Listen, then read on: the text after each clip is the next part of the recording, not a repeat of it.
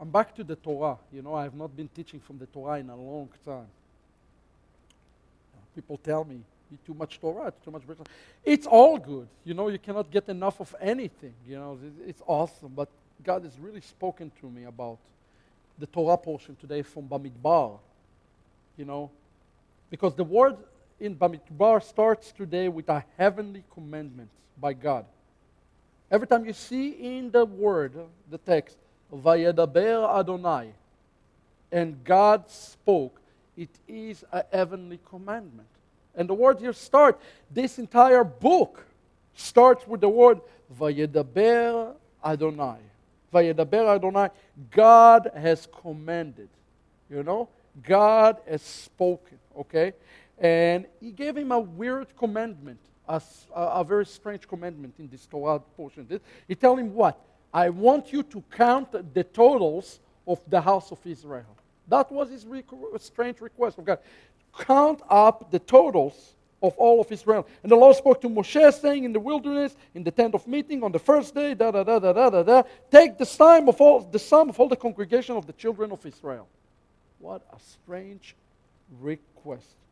God has asked Moshe to count each man from each tribe, but I start to wonder why. Because you read this Torah, it's dry. It's kind of borderline boring, especially if you read it at nighttime. You read the first chapter, you fall asleep right there with all those names. Wrong. It's one of the most fascinating chapters in the entire books of Numbers. God saying here why they are to count those people, right? He saying we are going to go to the tzava. The tzava, the idea, I am building a military. I'm building a military organization. Now, how many of you know that in a military organization, every person counts? In a military organization, every person counts. Israel, America might have the luxury of saying you don't fight or you do fight. Israel, when you're in constant battle, you have no choice. Everybody counts, okay? And I think I see a parallel to the body of believers, to a synagogue. If you think it does or doesn't matter that you are here on Shabbat, think again, okay? If you think it doesn't matter if you're here for Shabbat, if you think if it does or doesn't matter if you're here in prayer meetings, worship service, think again. There is a biblical principle here. Every person counts. Everybody counts. Everybody counts. If you are a part of going to a battle, and we are spiritually in a battle, you count. And by the way, numbers do count sometimes. If you go to a battle and you have only 10 people, you go to 1,000 people, it's not the same thing. Okay? Numbers counts. The Torah goes on in verse 5, and that's the verse I want to talk to you about today. I'm not going to go much further to that. And it starts with the words in the Hebrew language, Ve'ele ashmot ha'anashim. And these are the names of the men. Ve'ele ashemot. And then the rest of the chapter, we read the detailed account of all the men who stood up as part of Israel to be the leaders. Okay? Those men names are important. Each one of them have meaning. Those men names are significant. And by the way, those men names will never be forgotten. Those names will never be forgotten as they are written in the Torah. Your generation, after you're gone, the next generation will know because they will read the same book we read. They'll see their names. They will know them by name. Okay? They will not be forgotten because their names is in the Torah. I want to talk to you today about something really important. Okay? About your name. And its importance. Your name, how many of you believe today that your name carry importance? Your name carry importance, exclamation point. Not just to yourself, but to the kingdom of God, your name carries great, great importance. This Torah portion today dealing with your name, with our names. A few weeks ago, Philip was here, and he gave a great, great message. I was online in Israel on a dial-up internet. I was watching bits and pieces of this. It was great. Technology is great. And he gave a message a few weeks ago about making our days count. Okay? As we count the Omer, making our days count as we count the Omer. And it was a great, great message. And I believe that this is the days that we are to make our time count. Making whatever time God is giving us, making this time count. The 50 days between Pesach and Shavuot represent a time between Pesach. Pesach is a time of our freedom. Shavuot is a time of our sanctification. It's a time when we start the race and when we end the race, or a segment of the race. And we are to make this time count. And today we are in the 39th day of the counting of the Omers. We have 11 days until the giving of the Torah. So we are somewhere toward the end of the race of counting of the Omer. Yes? In our own lives, some of us, as Rav Shah will talk about in Hebrews 12, we are running a race. There is a race that is taking place. And some of us today just starting the race in our life. Yes? Some of us are in the beginning of the race. Some of us today are in the middle of a race. Okay? And some of us about to finish the race that God has put in front of us. Yes? I just returned from Israel, and I did not really have a chance to share with you a lot. But the reason I went to Israel is because my mother finished the race of her life. She come to the point of the end of her life. And I had a lot of time to think during this time. And you know how she finished the race? I want to share it with you if you have not seen it. It was Yom HaShoah. We received a phone call, our synagogue, to go to Canton. And to share about the Holocaust Memorial Day. My mother was born in Vilna. She was born just to the end of the World War. And they asked me to share. And I said, what am I going to share? I was not in the war. Well, I had a brilliant idea. And my idea was that I'm going to ask my mother to say her story in a few brief words. And I will read it. My mother was very, very sick. Very, very sick. But I pushed her, said, okay, I'll write it. And I have no idea. She wrote it 3 days before her death. I don't know how she even got to write it, to be honest with you. Because I didn't realize she was in that tremendous pain. But it was just unreal. Because she wrote it, and then because her English is not good enough to write, my niece wrote it in English. So they make a family gathering 2 days before her death to write her story. So it's turned to be an awesome, awesome thing. And then we got to Canton, and I said, there is nothing good in Canton. There is no way Jews will show up. There is no way Jews will show up in Canton. Guess what? We had maybe about 100 people. I would say half of them were Holocaust survivors. And they all come from these tiny little towns, that they are the only Jew in town. And they were so excited to meet another Jew. The one lady, David, if you remember, she said, I opened the phone books and I went line by line trying to find another Jew. And I could not find. I'm the only Jew in some town of 200 people. And they were so happy to come there. And I wrote my speech and my mother and incorporated her notes. And on Sunday morning, before Yom HaShoah, in Israel, Yom HaShoah is on Monday, I called my mother This was the last time I spoke with her, and I read her my speech. And she said to me, I'm very, very proud of you. This is beautiful. And touch it. I love it. And that was the last time I spoke to her. That was the very, very, very last time.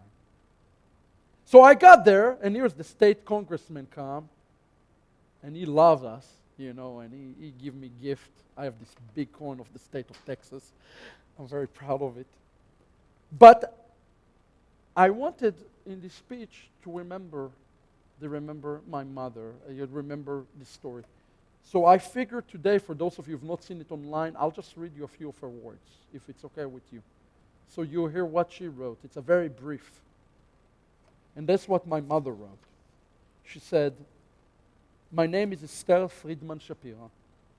I was born in Vilna, and I'm the last survivor of my whole family from the Holocaust. I have 2 children in Israel and a son in Texas. That's me, in case you haven't. I also have 3 grandchildren. In the name of my father, Moshe Friedman, in the memory of my mother, Tzipora Friedman, in the memory of my sister, Rivka, in the memory of my 2 brothers, Alterke and Reuven, we will never forget them, who were taken away from my parents, and they never saw them again. I will never forget how my father was crying and screaming at nighttime. I will never forget. My mother was handicapped. The Nazis were broken her arm and never put it in a cast. They tried experimental shots on her. And because of that, she got a nerve disorder, and therefore she was always shaking. One month before she died, she had a panic attack from all the memories she had from the Nazis. This is something that we should remember and never forget. After what my family and I went through, I still believe that the world can become a better and safer place for each one of us. It doesn't matter what color you are, where are you from, and what religion you are carrying. Let's make sure that it will never happen again. Let's remember my father, Moshe Friedman, my mother, Moshe Friedman, my mother, Tzipora Friedman, my brother, Alterke and Reuven, and all the 6 innocent million Jews that were murdered for nothing. God bless all of you. God bless all the Jews in the diaspora. God bless the world. God bless Israel, and God bless America. With love, Esther Friedman Shapira. And when I read that, of course I was very emotional. It's online, you can see it. For whatever reason, I added the words, please remember my mother. And I did not know why I even added it. And I was so sad. David wasn't with me. I felt so grieved in my spirit in this moment. And 3 hours later when we got home, we received the phone call. She passed away. Okay? I promise you something. Everybody will remember what was said there. Everybody remember. There was not a dry eye in the crowd. So I left. It was a very emotional day for me. And then I left to Israel. Now I need to explain to you something about Jewish mourning. Jewish mourning is not like a Christian mourning. Oh no, it's not even close. Especially in my house. The process of mourning takes 7 days, and it's called Shiva. In the process of Shiva, you sit on a mattress and you mourn. As a matter of fact, in the funeral, they came and they ripped my clothes. They ripped your clothes when you say the Kaddish. And I remember they ripped my clothes. And 10 days before that, my mother called me. And she told me, I know Yeshua is real. And I believe in him. And that's changed my outlook on everything. But It took 10 years. Yes, it took 10 years for this moment. But everybody around me crying. I cannot jumping up and down because in my own humanity, in my own flesh, I'm crying too. I miss my mother. I stood there with my shirt ripped, and I decided I'm going to share the good news with all the people in a way that I can represent my mom. And I read from 1 Corinthians 13.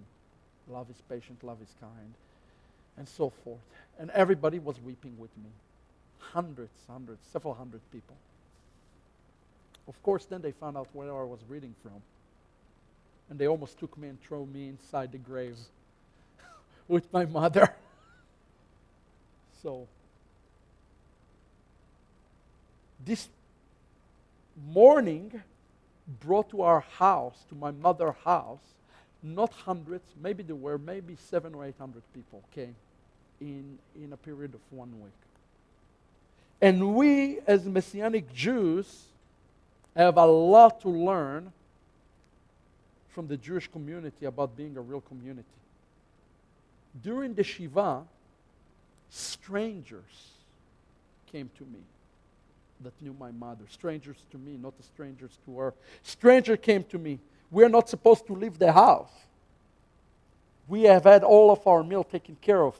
Morning, lunch, dinner, everything. By neighbors, strange families, friends of friends that never met us.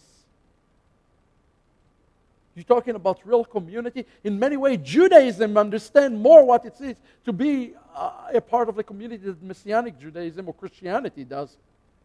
We've been taken care of. We did not lift a finger during this time. They took care of everything. And it was such a blessing. And during this time, people came to me and talked to me about my mother, things that I have never, ever heard. She has made an impact on the world beyond our wild imagination. I had no idea. As a matter of fact, people came to me and said, what an impact your mother made. Who are you even? I don't know. Matter of fact, one of the people that came to me at the funeral is a man in his 70s, speak very broken Hebrew, with a thick, thick Russian accent.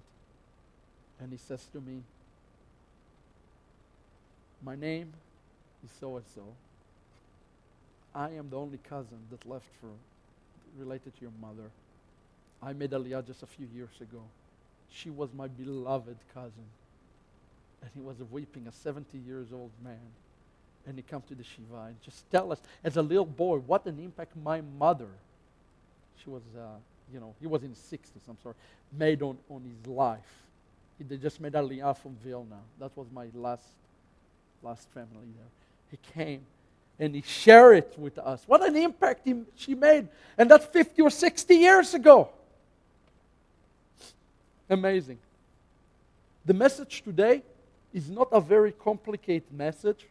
It's not the most theologically sound message I've ever given either. But I want to raise a question today. A question I think that we all need to think about today. When you finish your race,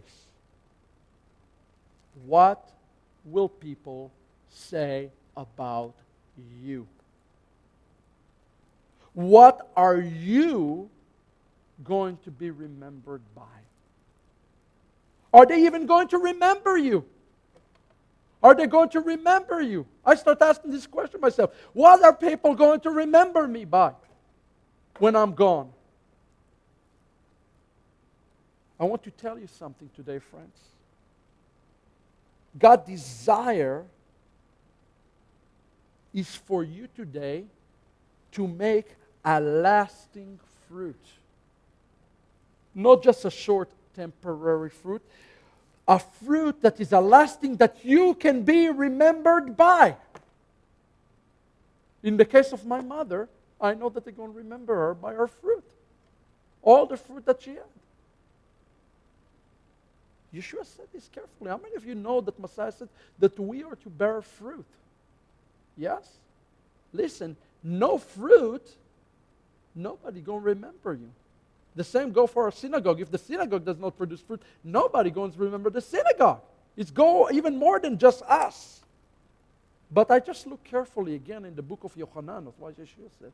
Yeshua said, not that we're only supposed to produce fruit, but we're supposed to produce a specific kind of fruit. Listen to the words of the Master. He said, you did not choose me, but I chose you. And I appointed you to go and bear fruit. And then he continued on, the Master, and he said, it will be fruit that will last. So that the Father will give you whatever you ask Him in my name. He will give you whatever you ask in His name, so you can go and produce a fruit that will last. You understand? He's not going to give you what you ask just for the sake of you having this thing. He will give you whatever you ask, so you will produce a fruit that will last. The Torah portion today starts in verse 5 with the word Ve'ele Hashemot. Here are the names that will be remembered for eternity. God desires for the Messianic Jews and Messianic believers for nothing more than their names to be remembered for eternity. You know how you measure people's greatness, friends? That's something I learned. You measure people's greatness and fruits not while they are here, but after they are here. When they are gone, you measure people's fruits on looking at the impact that they have made on the world around you. Then you can imagine somebody's fruits. You realize that? You cannot imagine somebody's fruit right now. Is it going to be lasting?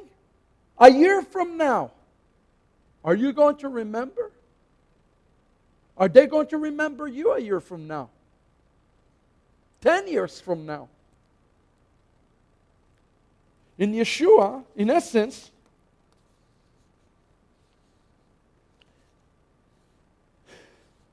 what Yeshua say here, he is asking a question.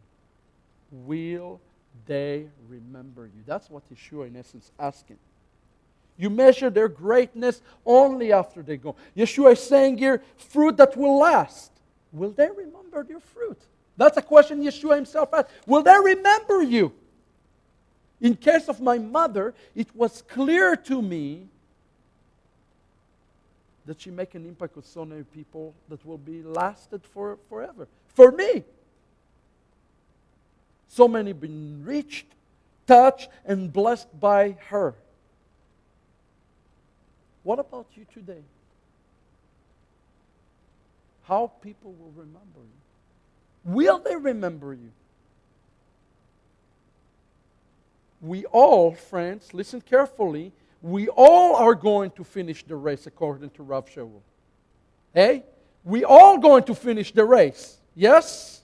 We all going to finish. That is a guarantee. Money in the bank, we all going to finish the race. But the question is, are you going to finish the race as a winner or as somebody that is just one in the crowd?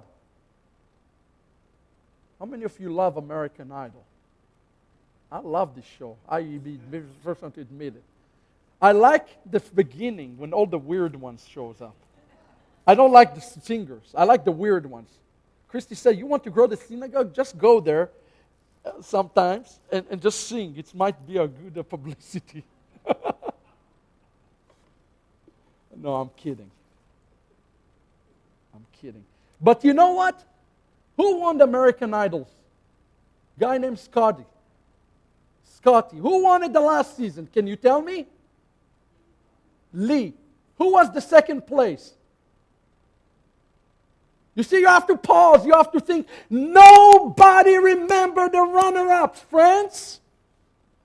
Nobody will remember the runner-ups. That's what Shaul said. You are to run the race with perseverance. You run for the goal. You run to win. When you run to real, people will remember you. It will not be another name. You will be the person who won this prize. That's what they say. These are the names. The Torah portion says, here are the names. Here are the champions. Their names will be inscribed. They will be remembered after they're gone. After their grandchildren are gone. After their great-great-grandchildren are gone. They will be remembered. God wants us more than anything else to be remembered.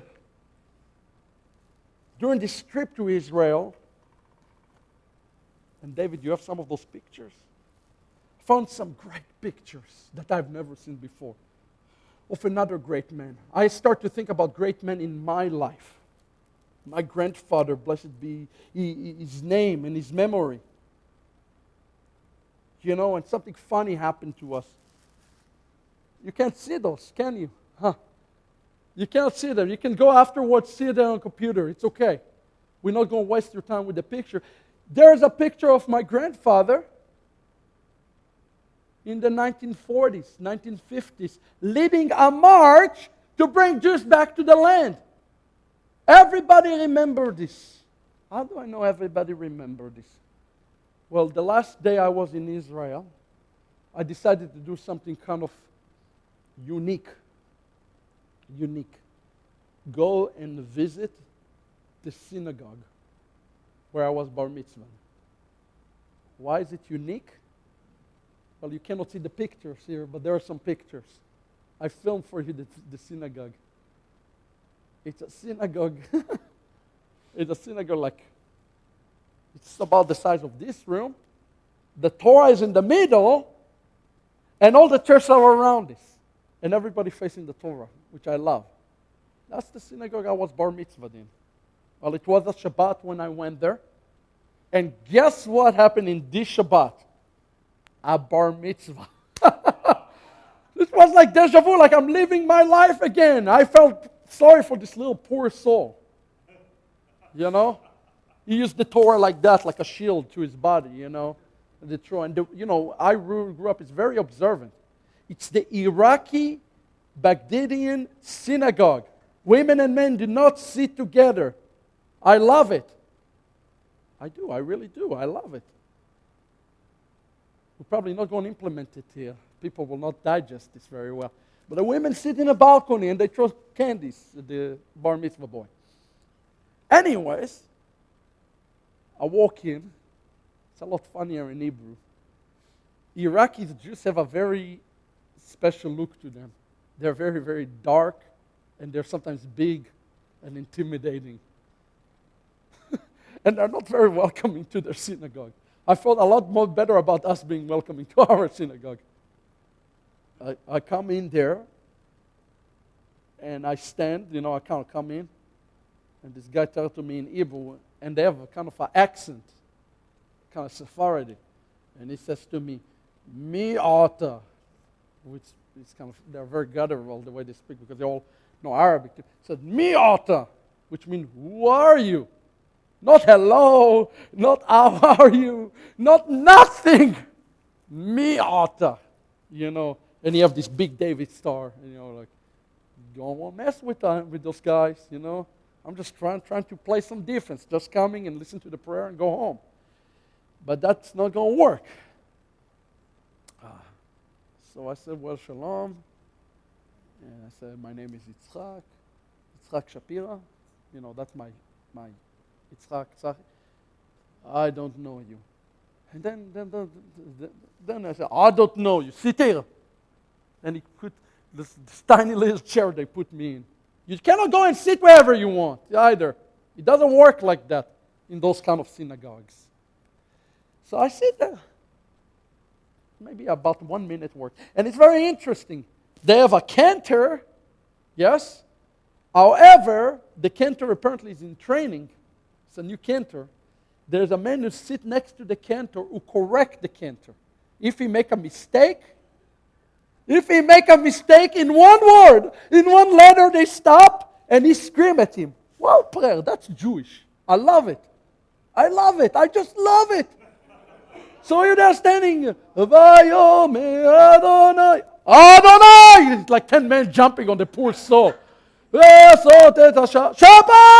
And the guy's like shaking and trembling. And then I fell for the guy. I counted at least 60 corrections. 60 corrections. And they don't read 5 lines. They read 7 aliyot to the Torah. And the little boy he's shaking by the 7th aliyah. And then they come to me and they said, you want to do an aliyah? Like that? And I said, no. I'll stay here, you stay here. Praise the Lord. Anyway, so I'm cripple going, this synagogue I grew up in. They don't know who I am. Because I have not been in this synagogue since I was 14 probably, Anyway, then the same guy that come with the big David star, he come and he is smiling at me, full of peaches and cream, as they say. Smiling at me, and he says to me, Ata! It's funny how he's talking Hebrew too. Ata! He go like that. Ata Shapira? You're a Shapira? Like there's only one Shapira in the world. I said to him, yes, I am.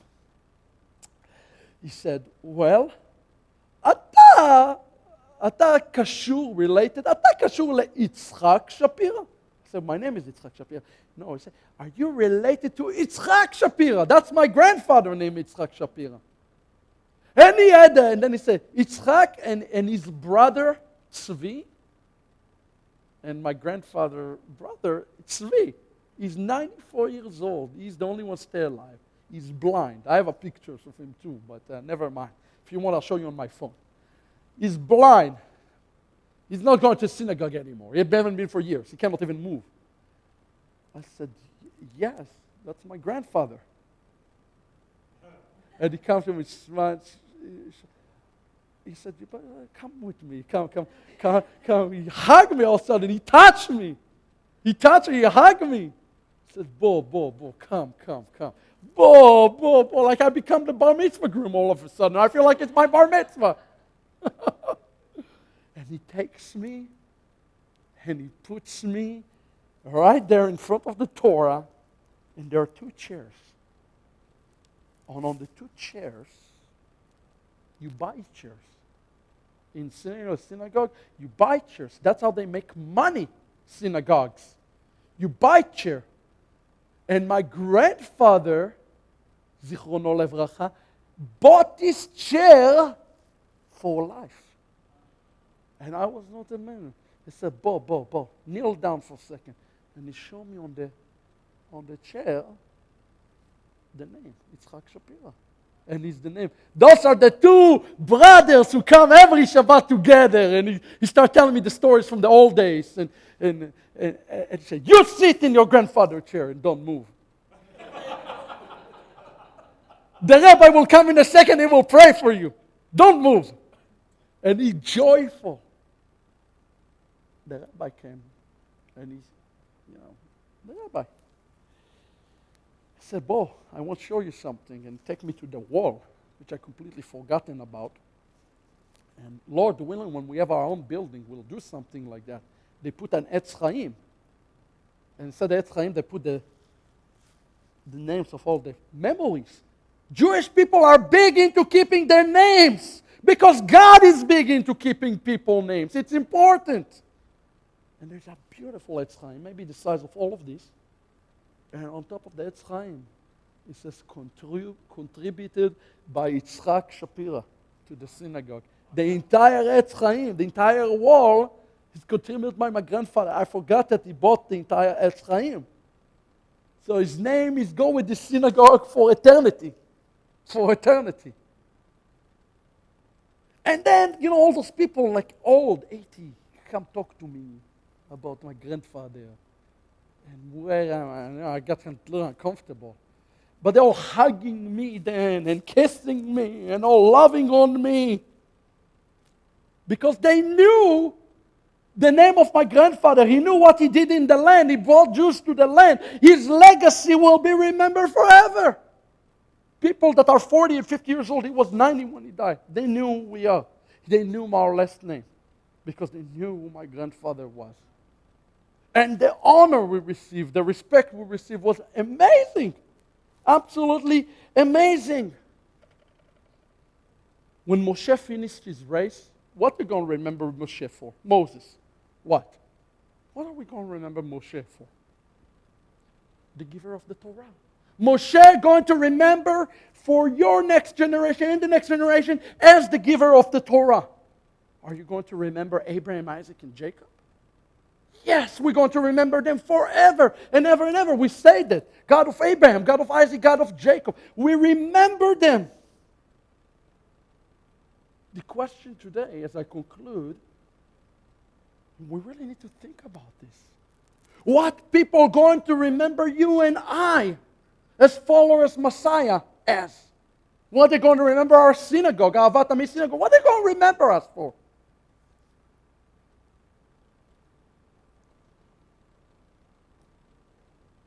Today, we need to make a say. We need to say today, yes, I want my name to be remembered. I want my name to be remembered, not just for my children and great children, but for the kingdom. We don't want to be one of those runners. We want to be the front runner. That's why we say in Rosh Hashanah, may we be the head and not the tail. Because nobody remembered the tail. Everybody remembered the head. How many of you are basketball fans? 2 of you? How about those Mavericks, huh? Yes, maybe this is the year, huh? The year of Jubilee for them. Yes? I got to tell you, this game 4 was unbelievable thing. They had 3 minutes left in the game. They are down by 20 points almost. That's impossible to come back. But they have this player, he's a German. They're a machine, the German machine I call him, Nowitzki. This guy, just give me a ball, he will make the basket, no matter what. And he started to make baskets there I've never seen before. He take the ball, throw it upside the head, and he make it. And the look on his face was, no matter what is going to be, you're going to remember this game. You are going to remember what you're about to see. Well, didn't you kind of sense this when he made this shot upside his head? You understand? You're watching something incredible. Something he is pushing himself right now to be remembered. And you know what happened? They won this game, and it was one of the greatest comebacks in NBA history. I was about to turn off the TV. I said, I'll give it one last possession. One last possession. And he made it. I saw the face on his face. I said, this guy is going to do something special here today. Because he wanted his name remembered. He had this level of intensity. We need to start getting the same level of intensity in the spiritual sense to get ourselves ready to be remembered, because there is no guarantee you have tomorrow. There is no guarantee for any of us that we have tomorrow. And you might say, maybe tomorrow I'll make an impact on the world. Maybe tomorrow I'll make tikkun olam. Maybe tomorrow I will care for my neighbors and my children. You might not have tomorrow, friends. There is no guarantees. How do we do that? Rav Shaul concluded in Hebrews with this verse. And I would like to conclude with this. He says this. I love this. I was thinking always about basketball analogy, but it doesn't have to be.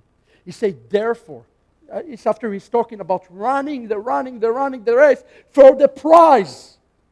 He says this in the end. Therefore,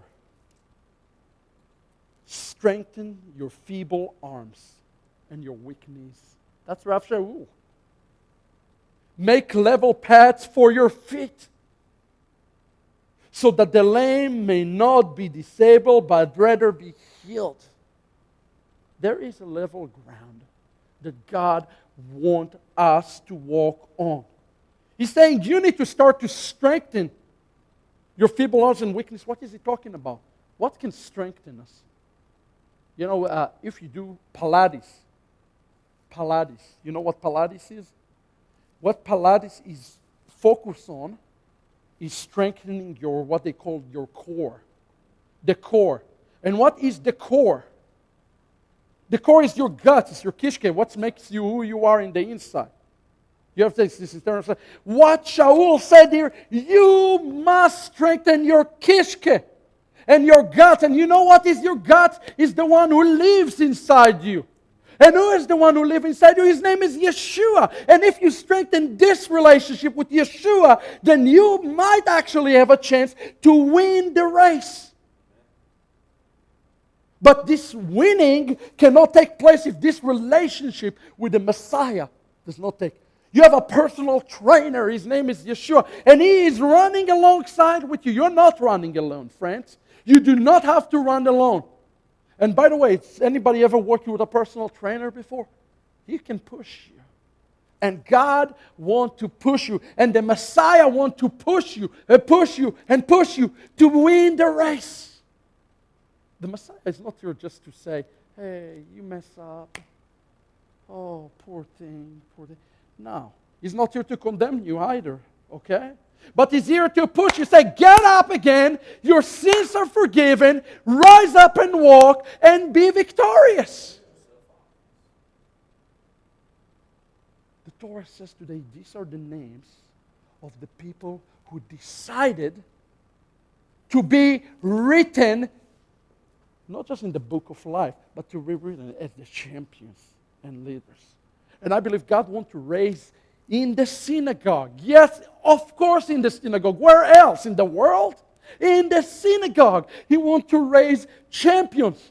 That their names will be remembered. Their surnames will be remembered. So they will remember for generations. So when you are not here, and I am not here, people can say they made an impact on the world that they are so great. We can still remember it today. This is a follower of Messiah, making a lasting fruit. Can we pray as we close? אבינו שבשמיים, אלוהי אברהם,